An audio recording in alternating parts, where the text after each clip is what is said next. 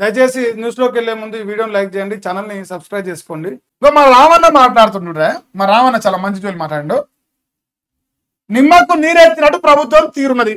అవునా కాదంటే 95% మంది తుపుక్కున ఉంచి నిజమే అంటారు. కాంగ్రెస్ పార్టీ ప్రభుత్వం నిమ్మకు నీరెత్తినట్టుగానే ప్రవర్తిస్తున్నది అని చెప్పేసి ప్రజలు అంటున్నారు. రాష్ట్రంలో కురుస్తున్న భారీ వర్షాలు, నీట పోయిన వందలాది గ్రామాలు, అనేక చోట్ల విద్యుత్కు అంతరాయం ఏర్పడింది. వెంటనే సహాయక చర్యలు చేపట్టాలి బీఆర్ఎస్ వర్కింగ్ ప్రెసిడెంట్ కేటీఆర్ అని చెప్పేసి ఇంతవరకు మాట్లాడింది. వాస్తవంగా తెలంగాణ రాష్ట్రంలో యావత్ తెలంగాణ రాష్ట్ర వ్యాప్తంగా గ్రామాల్లో వరదలు వస్తాయి, నీళ్ళు వస్తాయి, వాగులు వస్తాయి.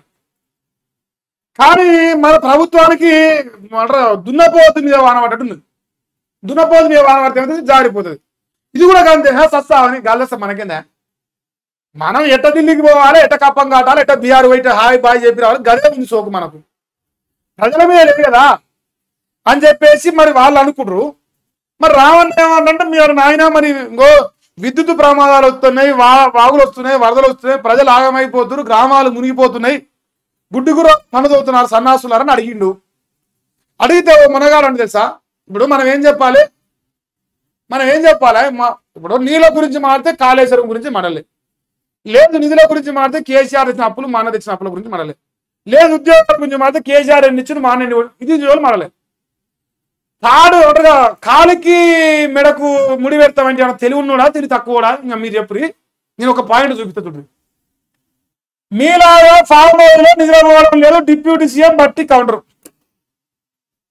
ఈయన ఏం మాట్లాడిండు, ఈయన ఏం అడిగిండు, ఒరే సన్నాసులో మరి నీళ్లు వర్షాలు వస్తున్నాయి, వానలు పడుతున్నాయి, దాని సంగతి ఏంటని అడిగింది. ఏం చెప్పాలి, ఇగో మీ 20 గంటలు పని చేయకుండా 20 గంటలు పండుకోకుండా పనిచేసి మేము పొడుస్తున్నాం పీకుతున్నాం చూపించాలి, ఇంకో గిదిరా మా పని అని చెప్పి చూపించాలి. అది చెప్పాక మీలాగా ఫామ్ హౌస్ లో పండుకుంటున్నాం. ఫామ్ హౌస్ లో పండుకున్నాడు రైతు బంధు ఇచ్చిండు, ఫామ్ హౌస్ లో పండుకున్నాడు నీళ్ళు ఇచ్చిండు, కరెంట్ ఇచ్చిండు, ఉద్యోగాలు ఇచ్చిండు. ఇంకో అటు పోతే రైతాంగం కడుపులో పెట్టుకొని కాపాడుకున్న దేవుడు అంటాను. మరి మీరు 20 గంటలు పండుకోకుండా పొడిచి పీక్ కర్రలు కట్టింది, మరి ఇది కూడా పీకలేరా? అక్కడ ఫామ్ హౌస్ లో పండుకున్నా కరెక్టేను. ఓ మా ఆయన పండుకోకుండా పొడుతాడు ఈడ. మరి ఫామ్ హౌస్ లో పండుకున్నాడు ఇన్ని పనులు చేయంగా 20 గంటలు పని చేసి ఇంకెంత పని చేయాలి? బచ్చన్నా తెలివి ఉందా, తెలివి లేదా, తెలివి పోయిందా, ఏమన్నా మరి మెంటల్ గిట్ ఏమైనా లేచిందా? దమాకు చెక్ చేసుకోరు ఒకసారి. మెంటల్ హాస్పిటల్కి పోరు మీరు అందరూ. ఈ కాంగ్రెస్ 65 మంది ఒకసారి మెంటల్ హాస్పిటల్కి పోయిరాడి. ఎర్రగడ్డల ప్రీ ట్రీట్మెంటే, ఏం టెన్షన్ లేదు మీకు. ఏం మాట్లాడుతుండు, ఏం చెప్తుండు? ఫామ్ హౌస్ లో ఉన్నాడు కావాలంటారే, మరి మీరు అంత ఎగురు పెడతారు ఎందుకు అడుగుతున్నారు లోకం? ఫామ్ హౌస్ లో సారు కేసీఆర్ మాకు కావాలి సారు మీ సర్కారు, మాకొద్దు సారు ఈ బాధ అని లోకం ఏడుతాను.